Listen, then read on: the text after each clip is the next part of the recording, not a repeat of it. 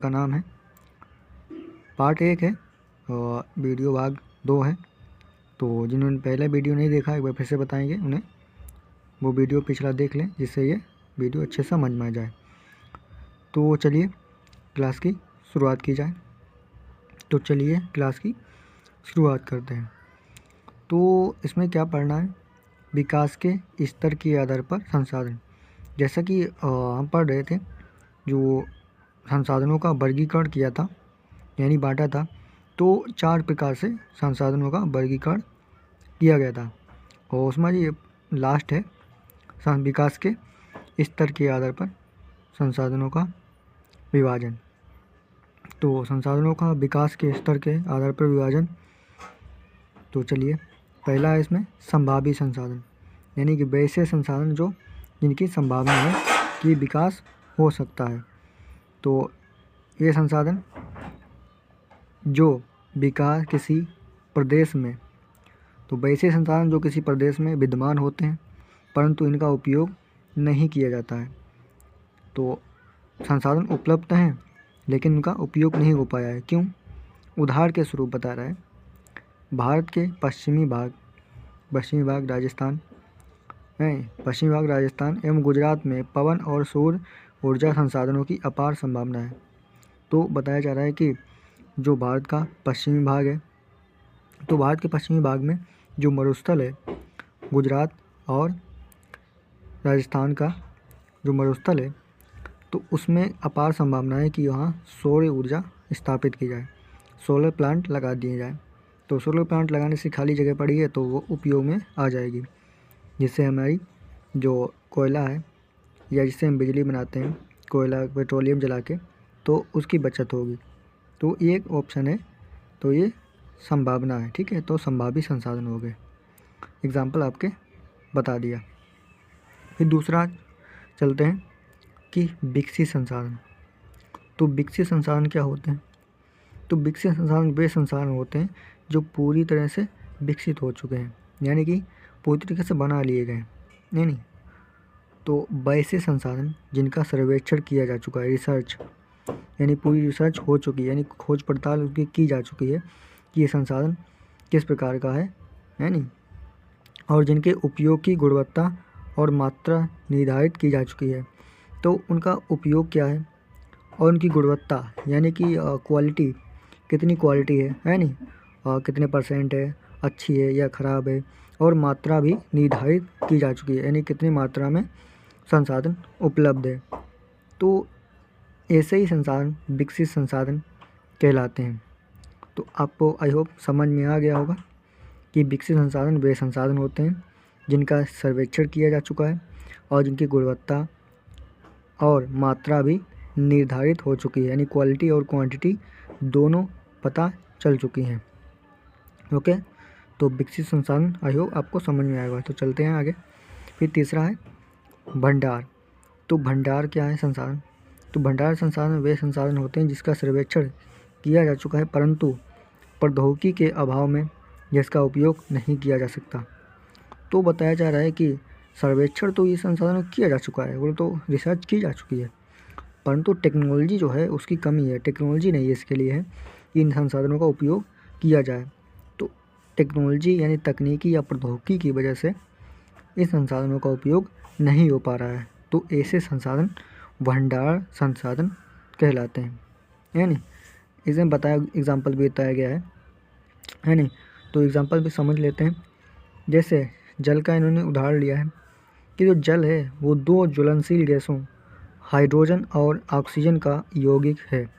तो बताया गया है कि जो जल है उसमें हाइड्रोजन और ऑक्सीजन है, हाइड्रोजन भी ज्वलनशील है और ऑक्सीजन भी ज्वलनशील है। कहने का अर्थ है दोनों तो बहुत ज़्यादा ऊर्जा देते हैं, यानी जलते हैं। तो जलेंगे तो ऑब्वियसली ऊर्जा देता है यानी जिसे ऊर्जा के मुख्य स्रोत के रूप में उपयोग किया जा सकता है। तो बताया जा रहा है जो जल है उसे तोड़ लेंगे हम ना, हाइड्रोजन और ऑक्सीजन को अलग कर देंगे ना, तो ये ऊर्जा का बहुत बड़ा स्रोत है। लेकिन तकनीकी ज्ञान के अभाव में ऐसा नहीं हो सका है, मतलब ऐसा नहीं है। तो बताया गया है कि भंडार तो है, हम लोग उपयोग कर सकते हैं। तो ये टेक्नोलॉजी आ गई है हाइड्रोजन से अब ट्रक और रेलगाड़ियाँ जो हैं उनको बहुत ज़्यादा मतलब प्रमोट रिसर्च किया जा रहा है। हाइड्रोजन से चलने वाली ट्रेन भी बनाई गई है और ट्रक भी बनाए गए हैं, वाहन आदि बनाए गए हैं। तो इनका उपयोग होने लगा है, मतलब रिसर्च पे अभी जारी है। तो चलिए, बहुत ज़्यादा उपयोग नहीं हुआ है लेकिन रिसर्च अभी जारी है। तो आगे चलते हैं, तो जान लेते हैं संसाधनों का विकास कैसे होता है, यानी संसाधन कैसे विकसित होते हैं, कैसे बनते हैं, यानी और इनका कैसा उपयोग किया जाना चाहिए, किस किस प्रकार से इनका विस्तार भी है। तो जान लेते हैं संसाधनों को। तो मानव अस्तित्व के लिए अत्यंत महत्वपूर्ण ऐसा विश्वास किया जाता था कि संसाधन प्रकृति की देन है। तो मानव का जो अस्तित्व है उसके लिए अत्यंत जो महत्वपूर्ण ऐसा विश्वास है, मतलब ऐसा थॉट से जो मानते हैं मानव कि जो संसाधन है वो प्रकृति की देन है, कि हमें संसाधन जो है वो प्रकृति ने दिए हैं, यानी इसलिए मानव द्वारा जो इसका अंधाधुंध उपयोग किया गया है, इसके फलस्वरूप निम्नलिखित समस्याएं पैदा हो गई हैं। तो जो संसाधनों का आप देखते हैं कि अंधाधुंध उपयोग हो रहा है, आप देखेंगे कि इतनी तेज़ी से जो भूमि है अधिग्रहण हो रही है, या परिवहन जितने भी देखेंगे जहाँ लकड़ी कट रही हैं, तो ये सब संसाधनों का क्या है, अंधाधुंध उपयोग हो रहा है। तो संसाधनों का उपयोग होने से विभिन्न समस्याएं भी पैदा हो रही हैं। तो समस्याएं से क्या उत्पन्न हो रही हैं वो देख लेते हैं। तो कुछ व्यक्तियों के लालचवश संसाधनों का ह्रास हुआ है। ह्रास बोले तो कि कमी हुई है, उनमें हानियाँ पहुँची है, यानी कुछ व्यक्तियों के लालचवश से। तो कहने का अर्थ है कि व्यक्ति अपना तो शोषण करता है, ये बोलो तो अपनी उपयोगिता तो पूरी करता है, लेकिन उनका क्या दुरुपयोग भी करता है, जो लालच बस बताया गया है, ठीक है, मतलब उनका पेट नहीं भरता है तो अंधाधुंध वो उपयोग करते रहते हैं। तो इसे क्या बताया गया है कि इससे संसाधनों का ह्रास हुआ है। समाज के कुछ ही लोगों के हाथों में संसाधनों का संचय है। तो बताया गया कि जो संसाधन है वो कुछ ही लोगों के हाथों में है, जिनका संचय बोले तो भंडार है।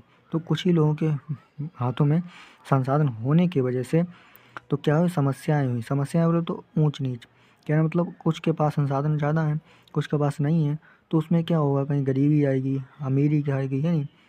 तो अमीरी ज़्यादा कम लोगों के पास है, क्या मतलब कम ही लोग हैं, लेकिन गरीब ज़्यादा हो जाएंगे। तो संसाधनों क्या हुआ, एक ही हाथ में जाना, ये विभिन्नता बोले तो विषमता को जन्म देता है, बहुत ज़्यादा विभिन्नता होगी, है नहीं, जिसमें समाज के दो हिस्सों में संसाधन संपन्न अमीर का जो संसाधन है वो दो हिस्सों में बढ़ जाएंगे। पहला तो संपन्न संसाधन वाले यानी अमीर लोग, और दूसरा संसाधन विहीन जो गरीब लोग यानी गरीब लोग के बीच संसाधनों का बढ़ जाना। तो गरीब लोग के पास संसाधन की कमी होती है और जो अमीर होते हैं संसाधन का संपन्न होते हैं। तो ये जो है संसाधनों का बंटवारा, कहना मतलब ये संचय, एक हाथ में संसाधनों का जाना, ये भी ठीक नहीं है। फिर संसाधनों के अंधाधुंध शोषण ने वैश्विक पारिस्थितिकी की संकट को पैदा किया है। तो बताया गया कि संसाधन का अंधाधुंध उपयोग हो रहा है, इससे शोषण हो रहा है या संसाधनों का, तो इससे वैश्विक पारिस्थितिकी बोले तो इकोसिस्टम जो है पूरा बना हुआ है पृथ्वी का, उसको संकट पहुंचा है, यानी वो संकट में है। ये तो जैसे कि बताया गया भूमंडलीय तापन, जैसे कि ग्लोबल वार्मिंग बोले तो दुनिया की जो भूतापन है यानी टेम्परेचर है वो बढ़ रहा है धीरे धीरे, जिससे जो क्लाइमेट है उसमें चेंजिंग आ रही है, यानी भूमंडलीय में चेंजिंग आ रही है, बदलाव आ रहा है। तो भूमंडलीय तापन बोले तो गर्मी, यानी पृथ्वी की जो गर्मी है वो बढ़ रही है, यानी कोयला जलाया जा रहा है, बिजली बनाई जा रही है या प्रदूषण हो रहा है, तो इसलिए भूमंडलीय तापन हो रहा है। ओजोन परत अब अच्छे, ओजोन परत जो है उसकी जो परत है ओजोन परत, उसमें क्षरण हो रहा है, वो घट रही है नहीं। तो ओजोन परत से आने वाली जो किरणें हैं सूर्य से वो क्या अवशोषित होती हैं नहीं, हानिकारक, तो ओजोन परत भी कम हो रही है। ओजोन लेयर है नहीं पृथ्वी के जैसे ऊपर कहने के जो मंडल में है, समता मंडल में ना। पर्यावरण प्रदूषण, तो पर्यावरण से प्रदूषण हो रहा है और भूमि निम्नीकरण आदि, तो पर्यावरण प्रदूषण तो हो ही रहा है और भूमि निम्नीकरण यानी भूमि की जो उर्वरता है उसमें भी कमी आ रही है। तो इस प्रकार से जो है आगे चलते हैं, संसाधनों का ह्रास होना। तो मानव जीवन की गुणवत्ता और वैश्विक शांति के लिए समाज में संसाधनों का न्यायसंगत बंटवारा आवश्यक हो गया है। तो बताया गया जो मानव की गुणवत्ता है, उसकी क्वालिटी है, उसके लिए जो वैश्विक शांति यानी कि विश्व की जो शांति बनी रहे, कोई भूखा न रहे, यानी संसाधनों का बंटवारा सभी को मिले, क्योंकि सभी को अधिकार है संसाधनों का। तो समाज में संसाधनों का न्यायसंगत बंटवारा हो, ये आवश्यक हो गया है। ठीक है, इसीलिए सरकार कुछ ना कुछ करती रहती है कल्याण के लिए। तो संसाधनों के सही उपयोग के लिए हमें सतत आर्थिक विकास करने की आवश्यकता है। तो बताया गया है कुल मिलाकर जो संसाधनों का असमानता है इतनी ज़्यादा, तो बताया गया इसे सतत विकास करना चाहिए, आर्थिक सतत विकास। तो आर्थिक सतत विकास वैसा विकास जो संसाधनों को नुकसान न पहुंचाए और सभी को समान उपयोग से संसाधन मिले, यानी तो सतत विकास करना चाहिए। आगे चलते हैं दोस्तों, तो जान लेते हैं सतत विकास क्या है। तो सतत विकास का तात्पर्य है ऐसा विकास हो जो बिना किसी नुकसान पहुंचाए हो और वर्तमान विकास की प्रक्रिया भविष्य की पीढ़ियों की आवश्यकता की उपेक्षा ना करे।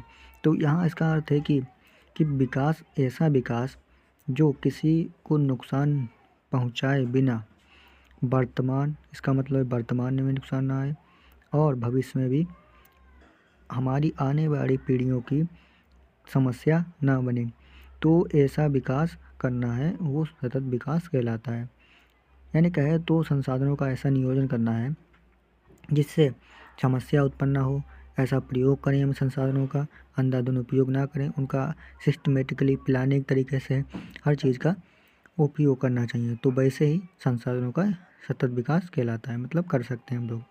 तो चलिए अब संसाधनों का नियोजन, तो नियोजन होगा तो वैसे ही संसाधन का नियोजन करेंगे ना, तो संसाधन सिस्टमेटिकली अच्छे उपयोग और विकास को हमें आगे बढ़ाएंगे संसाधनों का नियोजन करने से।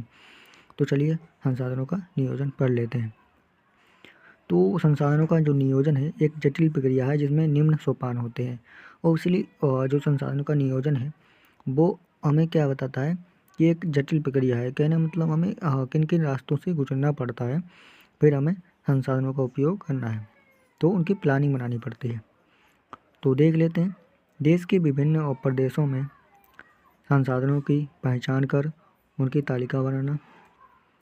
तो पहला तो है देश के जो विभिन्न प्रदेश हैं और राज्य हैं, तो उनमें हमें पहचान करनी है कि कहाँ कहाँ पर संसाधन उपलब्ध हैं, और इस कार्य में क्षेत्रीय सर्वेक्षण यानी वहाँ का रिसर्च होगा उस क्षेत्र में, और मानचित्र बनाना है। कहने मतलब पूरा हमें ढांचा तैयार कर लेना है कि किन किन क्षेत्रों में ये संसाधन उपलब्ध हैं। तो संसाधन कौन कौन से तो बताएंगे आगे, और संसाधनों का गुणात्मक एवं मात्रात्मक अनुमान लगाना है। तो संसाधनों का गुणात्मक बोले तो क्वालिटी कितनी अच्छा है, कितने परसेंट है नहीं अच्छा है, एवं मात्रात्मक तो क्वांटिटी कितनी है, कितनी मात्रा में वहाँ संसाधन उपलब्ध है, इसका अनुमान लगाया जाता है या फिर मापन किया जाता है। तो ये सब शामिल होते हैं। तो ये प्लानिंग होती है संसाधनों के नियोजन की। तो अगला प्लानिंग क्या होती है, फिर संसाधनों की जो विकास योजना है वो लागू करना। तो संसाधनों की पहचान हो गई, हमें पता चल गया संसाधन किस मात्रा में कहाँ पर है, तो बाद में हम उनका उपयोग करेंगे। तो उपयोग करने के लिए हमें क्या करने के लिए प्रयुक्त प्रौद्योगिकी यानी प्रौद्योगिकी लगानी पड़ेगी, टेक्नोलॉजी इनोवेशन तो अलग होता है, निकल टेक्नोलॉजी लगानी पड़ेगी जो हमारे पास उपलब्ध है, और कौशल यानी स्किल लगानी पड़ेगी जो अच्छे से काम कर पाए, और संस्थागत नियोजन वहाँ का संस्था का नियोजन करना होगा कि संस्था काम करेगी, कौन सा क्या करेगी क्या नहीं का ढांचा पूरा तैयार करना होता है। ठीक है, और संसाधन विकास योजना और राष्ट्रीय विकास योजनाओं में समन्वय स्थापित करना होता है। जो संसाधनों का विकास है उसकी योजनाएं और राष्ट्रीय जो विकास की योजनाएं हैं उनको हम मिलाकर शामिल करके उन योजनाओं को आर्थिक विकास की तरफ और आगे ले जाएंगे। तो सब में कोऑर्डिनेशन बनाना होगा। तो चलिए आगे चलते हैं ना, आई होप समझ में आएगा आपको। तो समझ लेते हैं कि भू संसाधन किस प्रकार का संसाधन है?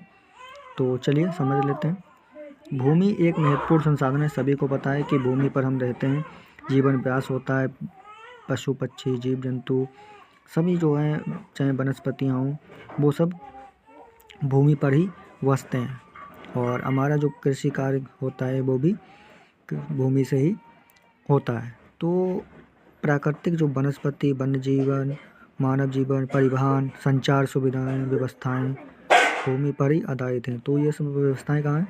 भूमि पर ही हैं। तो भूमि क्या है? हमारे लिए एक बहुत महत्वपूर्ण संसाधन बन जाती है। तो भूमि एक सीमित संसाधन है और वो भी ऑब्वियसली एक डबल लिख गया है। तो आपको भी पता है कि भूमि क्या है? एक सीमित संसाधन है, यानी कि उसका फिक्स दायरा है पृथ्वी का। तो इसलिए हमें क्या करना है? इसका उपयोग सावधानी और योजनाबद्ध तरीके से करना है। तो आप देखेंगे कि बिल्डिंग कितनी कितनी ऊंची बनी हुई है, यानी कहीं पार्क छुटे हुए, ये बना सब। तो इनका योजनाबद्ध करना है और सही तरीके से सावधानी से करना है, इससे नुकसान भूमि को ना हो। ओके, समझ में आ गया? फिर है भारत में भूमि संसाधन। तो भारत में भूमि का संसाधन किस प्रकार से है, ये पढ़ना है हमें। तो अबे भारत में भूमि संसाधन। तो भारत में भूमि संसाधन यानी भूमि का जो बंटवारा है, उसका प्रारूप है, किन किन जगहों पर भूमि का उपयोग हुआ है, या भूमि का किस किस बात से बांट सकते हैं। तो समझ लेते हैं भारत में भूमि संसाधन। तो लगभग 43 यानी कि 43% जो है प्रतिशत भूमि क्षेत्र मैदान है। यानी भारत का जो कुल क्षेत्र है उसमें 43% भूमि है, उसको मैदानी है। और बाकी कृषि और उद्योग के जो विकास के लिए सुविधाजनक है। यानी जो 43% भूमि है कुल भारत की, ये मैदान है, और मैदान होने से इस पर कृषि और उद्योग के जो विकास के लिए ये बहुत ही सुविधाजनक है। और इस कारण जो 43% मैदानी भाग होने के कारण जनसंख्या भी इसमें घनत्व ज़्यादा है। तो आई होप ये आपको समझ में आएगा। आगे चलते हैं। लगभग जो 30% भाग है वो क्षेत्र पर, उस पर विस्तृत रूप से पर्वत है। तो 30% भाग पर पर्वत है, जो कि बारहमासी नदियों के प्रवाह को सुनिश्चित करता है। तो भारत के जो 30% पर्वत हैं वो बारहमासी जो नदियाँ निकलती हैं उसके प्रवाह को सुनिश्चित करती हैं, यानी जो बारहमासी नदियाँ इसी से निकलती हैं। पर्यटन विकास के लिए ये अनुकूल परिस्थितियाँ बनाता है, जो कि आपको पता है कि पर्वत क्षेत्र पर जो पर्यटन है वहाँ के लिए भी बहुत ज़्यादा उपयोगी है, और जो अनुकूल परिस्थितियाँ भी बनाता है, यानी कि जैसे जंगल हैं वहाँ, यानी पेड़ ज़्यादा हैं, और अनुकूल परिस्थितियाँ, ठंडा मतलब जो प्रकृति के लिए अच्छा है, ये भी प्रदान करता है। और पारिस्थितिकी के लिए महत्वपूर्ण तो है ही। लगभग 27% फिर हिस्से पर पठारी क्षेत्र है, जो कि इस पर खनिज, जीवाश्म ईंधन और वनों का अपार संचय कोष है, यानी इसमें वन है बहुत ही ज़्यादा। तो इसमें मुख्य रूप से खनिज पाए जाते हैं, जीवाश्म ईंधन मिलते हैं, और वनों का जो अपार संचय इस क्षेत्र में बना हुआ है। तो ये तो आपका लेसन हो गया। तो आप चाहते हैं तो स्क्रीनशॉट ले लीजिए वीडियो का। तो चलिए क्लास को यहीं समाप्त करते हैं। तो सभी के लिए जय हिंद।